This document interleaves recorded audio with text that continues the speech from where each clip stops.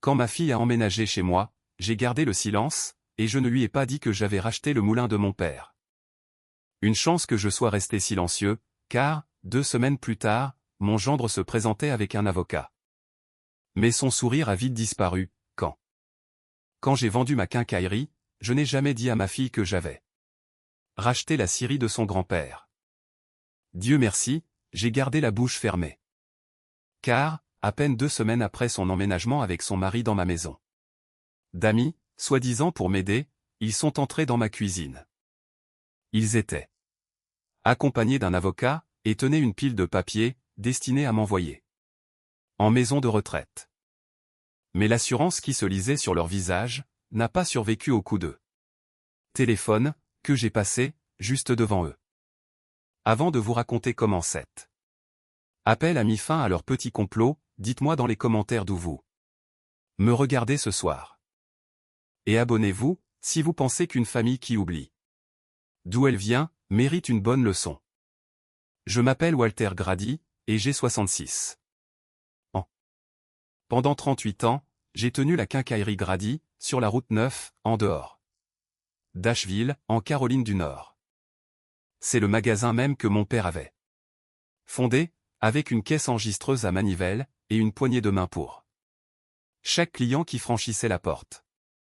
Je l'ai vendu il y a 8 mois, pour une somme qui aurait fait tomber mon père de sa chaise. Et personne, dans ma famille, ne connaît ce montant. Pour ma fille Denise, et son mari Marcus, je n'étais qu'un vieil homme. Un homme qui sentait la sciure de bois et le WD-40, vivant seul dans une maison devenue bien trop grande pour lui, depuis la mort de sa mère. Denise ignore que, lorsque j'ai vendu le magasin, je n'ai pas placé cet argent sur un compte ordinaire pour l'y oublier. J'en ai utilisé une bonne partie, en toute discrétion, pour racheter l'ancienne scierie de mon père, là-haut, dans le comté de Madison. C'est celle que notre famille avait perdue dans les années 80, quand la récession a détruit la moitié des petites scieries de cette région. Mon père s'est tué au travail, pour tenter de la sauver.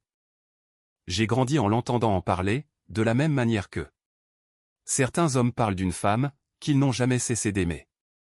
Quand le propriétaire actuel, un vieil ami de la famille, a décidé de prendre sa retraite, il s'est renseigné discrètement, avant même de mettre le bien en vente. Je n'ai pas hésité une seconde. J'ai payé comptant. Je n'ai parlé de cela à personne, absolument personne. Ni à ma fille, ni à mon gendre, ni même à mon frère. Il y a 3 mois, Denise m'a appelé en pleurs. L'entreprise de construction de Marcus s'était effondrée. Une association qui a mal tourné, des poursuites judiciaires, bref, tout un cauchemar. Ils étaient sur le point de perdre leur maison. Je n'ai pas posé beaucoup de questions. C'est mon enfant unique. Je lui ai dit de faire ses cartons, et de s'installer dans la maison d'amis, derrière chez moi. Gratuitement, et pour aussi longtemps qu'elle en aurait besoin. J'ai même aidé Marcus, moi-même, à remplir une pile de candidatures. J'étais assis à la table de ma cuisine, mes lunettes de lecture rabaissées sur le nez, parce que c'est ce qu'imperfait. Pendant environ 6 semaines, la vie était presque douce. Denise préparait le dîner certains soirs. Marcus tondait ma pelouse, sans qu'on le lui demande. Je me suis surpris à croire, pour la première fois depuis le décès de ma femme Carole, que ma maison ne semblait plus aussi vide. Et puis, mardi dernier, en rentrant du jardin, je les ai trouvés tous les deux assis à la table de ma cuisine, accompagnés d'un homme en costume gris, que je n'avais jamais vu auparavant. Un dossier en cuir était ouvert devant lui, comme s'il vendait des assurances. « Papa, assieds-toi » a dit Denise. Sa voix avait ce ton précautionneux, et doux, que les gens emploient juste avant de vous faire du mal. Je te présente Grégory.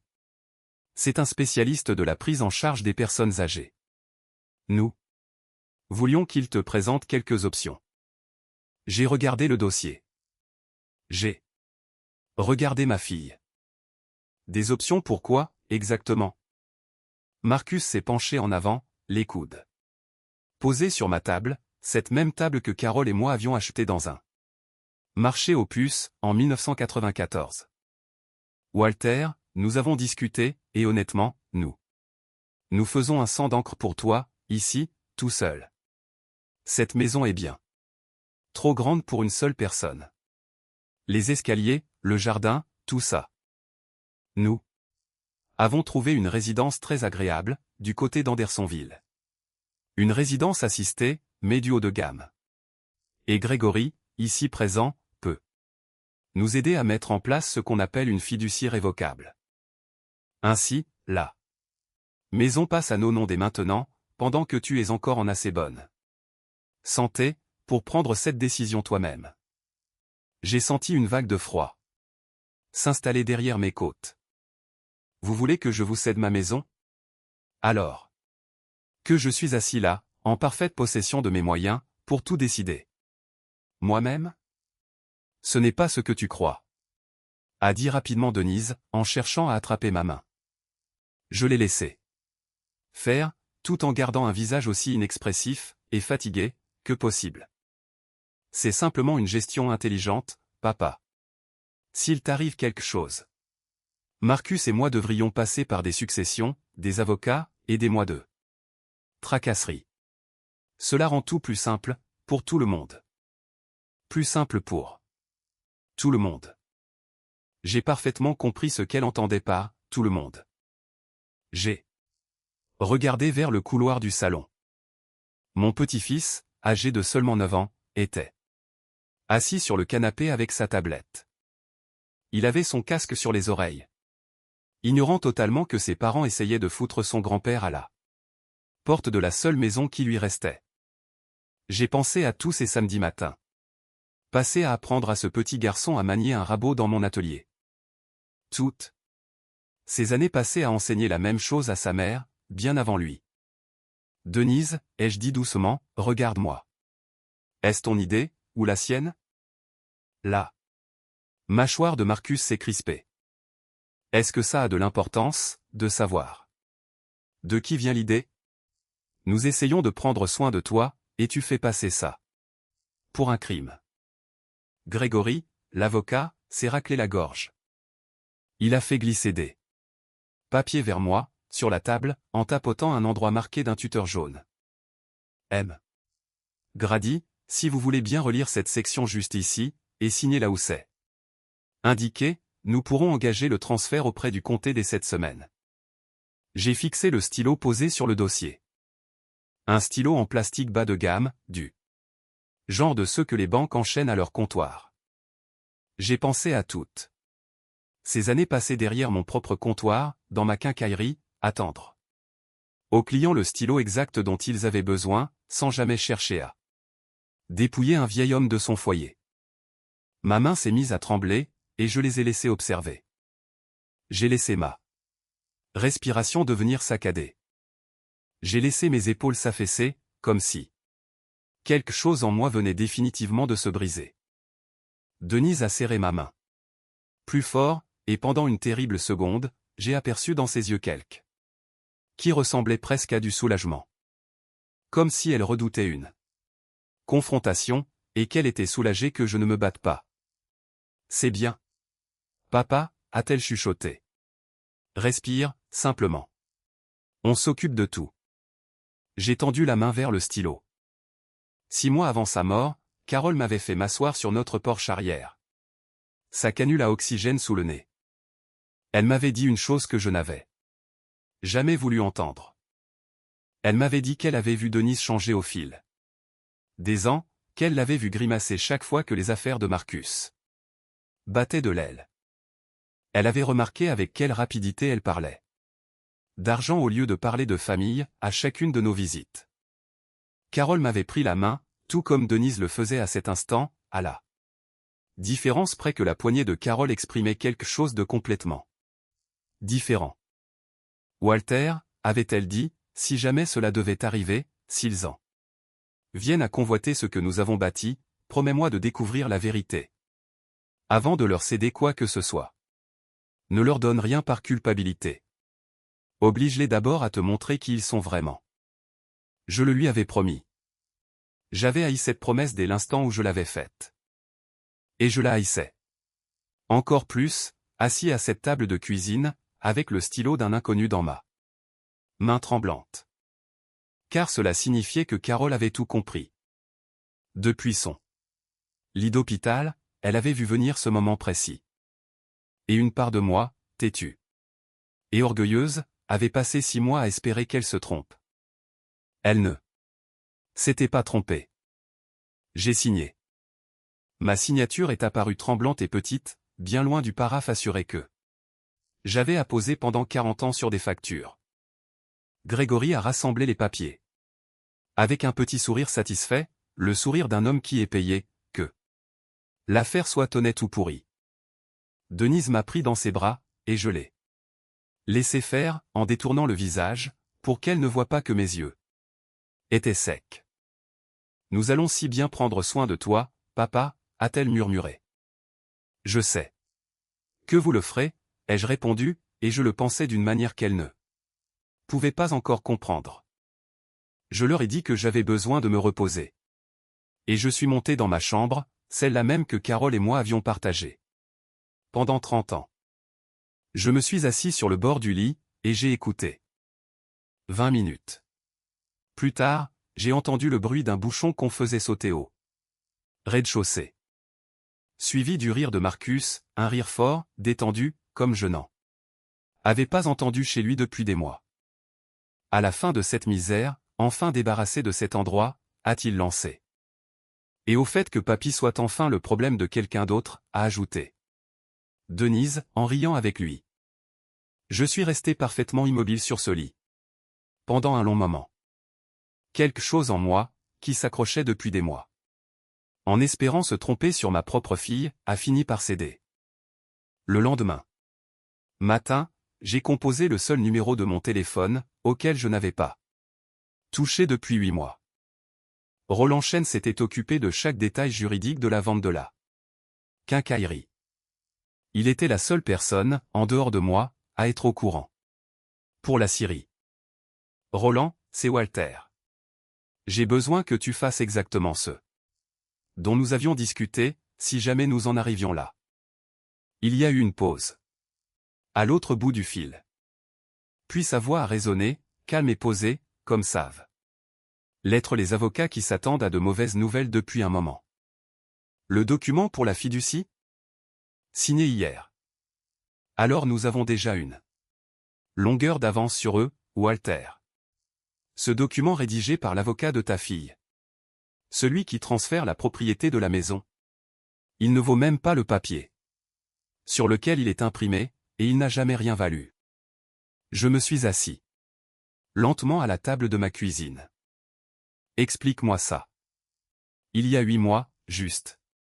Après la vente du magasin, tu m'as demandé de restructurer la propriété de cette maison en une fiducie révocable, à ton seul nom. Tu te rappelles ? Une planification patrimoniale classique. Nous l'avons fait en toute discrétion, pour ne pas compliquer l'achat de la Syrie. Tout nouveau. Document préparé par un avocat externe, qui ignore l'existence de cette structure, comportera un vice rédhibitoire. Car cette maison ne t'a jamais appartenu en nom propre, de la manière dont les papiers de Grégory le décrivent. Elle appartient à une entité dont ils ignorent l'existence. Leur document n'a aucune valeur juridique. Ils ne le savent tout simplement pas encore. J'ai senti une oppression se libérer dans ma poitrine, pour la première fois depuis des jours. Donc, ils pensent être propriétaires de ma maison. Ils pensent qu'il leur suffit d'un dépôt administratif au comté, pour devenir propriétaire. Walter, je dois te poser une question, et j'ai besoin que tu y réfléchisses. Vraiment avant de répondre. Veux-tu que je les informe simplement, et en douceur, que le document est caduc? Sans faire d'histoire? Ou préfères-tu laisser les choses suivre leur cours?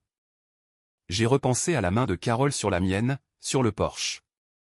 J'ai repensé au rire de ma fille à travers le plancher, la nuit dernière, le soulagement dans sa voix à l'idée que je devienne le problème d'un autre.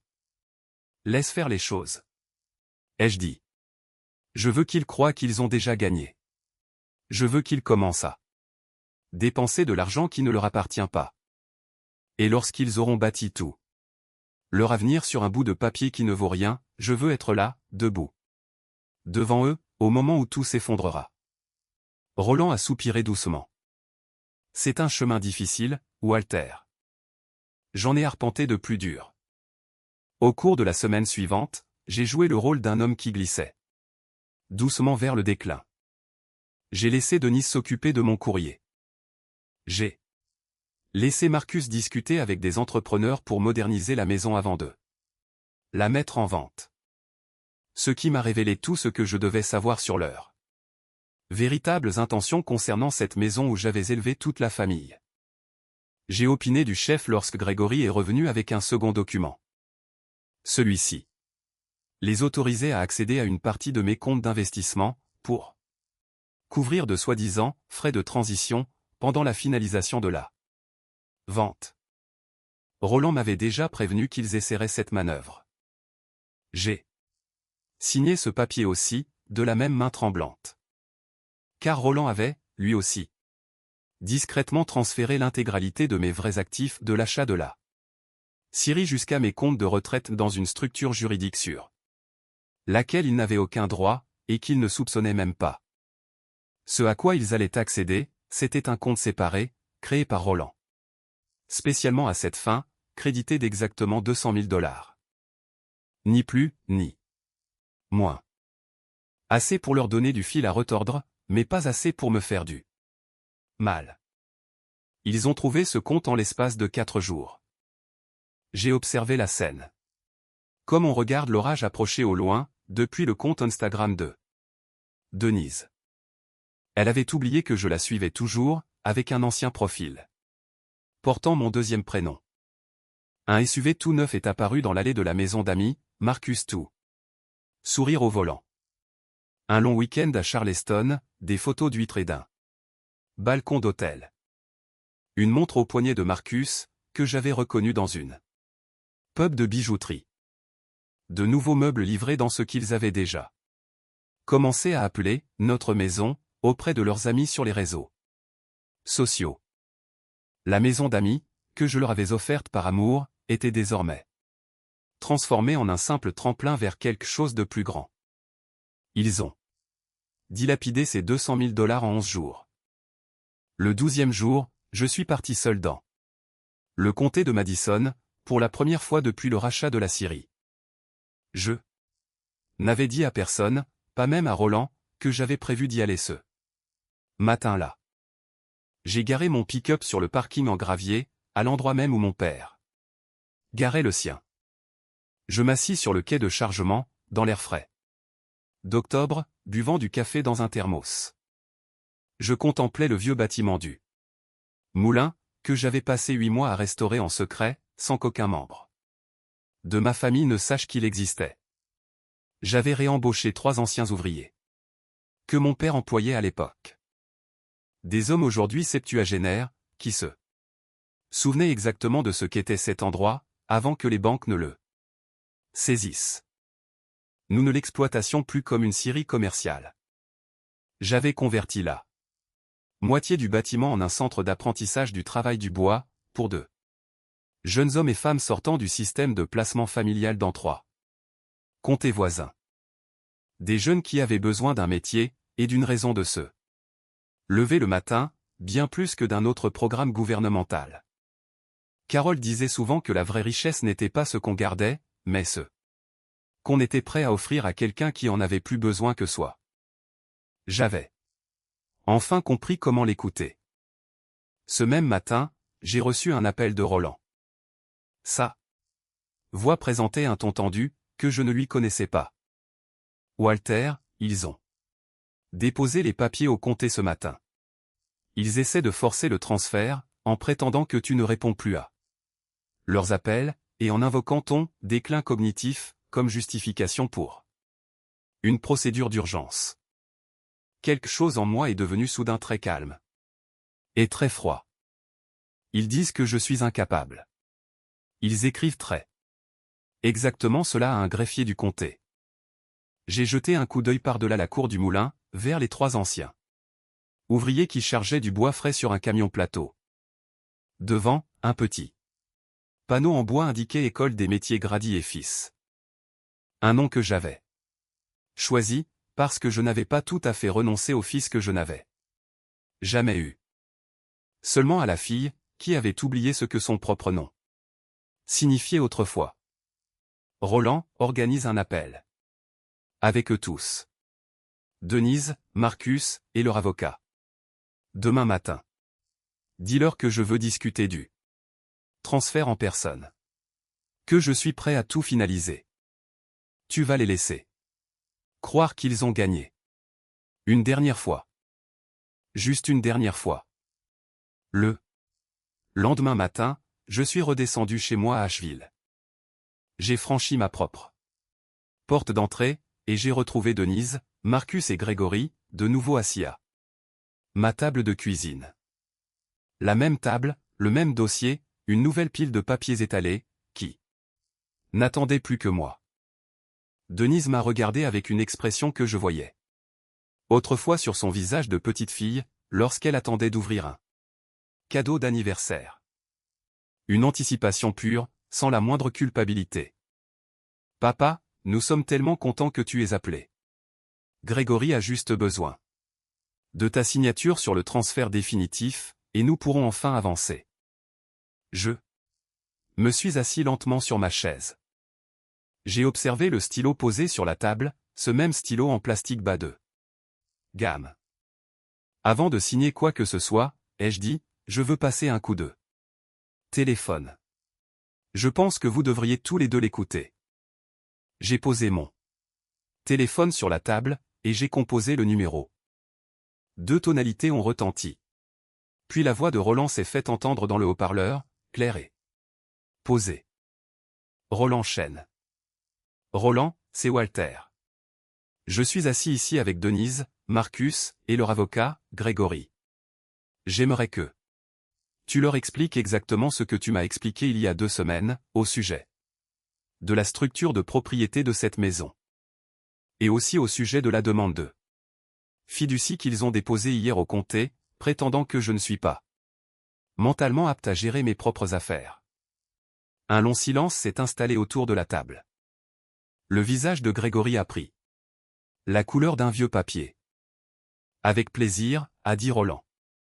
Denise, Marcus. Cette maison est détenue par une fiducie irrévocable, sous le contrôle exclusif de Walter depuis le mois de mars. Elle a été structurée spécifiquement pour qu'aucun document externe, y compris ce que votre avocat a pu rédiger, n'ait la moindre valeur juridique sur elle. Le transfert que vous avez déposé hier auprès du comté est non seulement invalide, mais il constitue une tentative de fraude envers une fiducie. Et au vu des termes employés dans votre dossier, décrivant votre propre père comme cognitivement incapable, tout en lui demandant simultanément de signer des documents financiers. Vous vous êtes créé un problème juridique plutôt grave.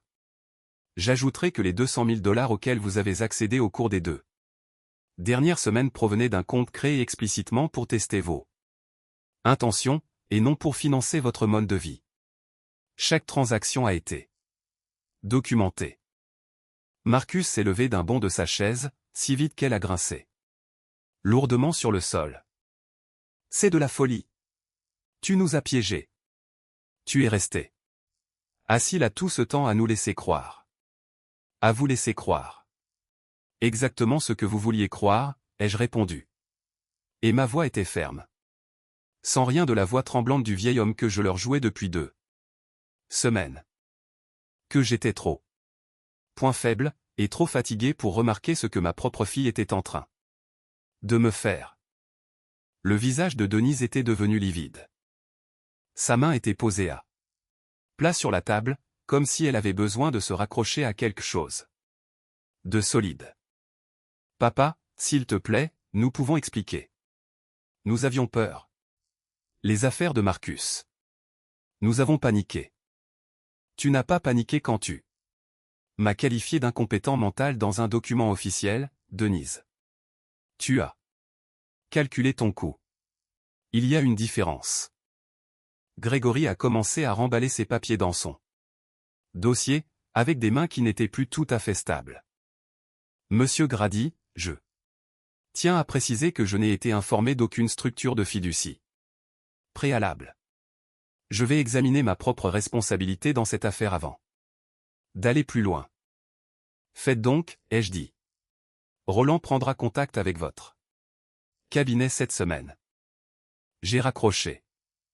La cuisine est tombée dans le silence, à l'exception du tic-tac de l'horloge au-dessus de la cuisinière.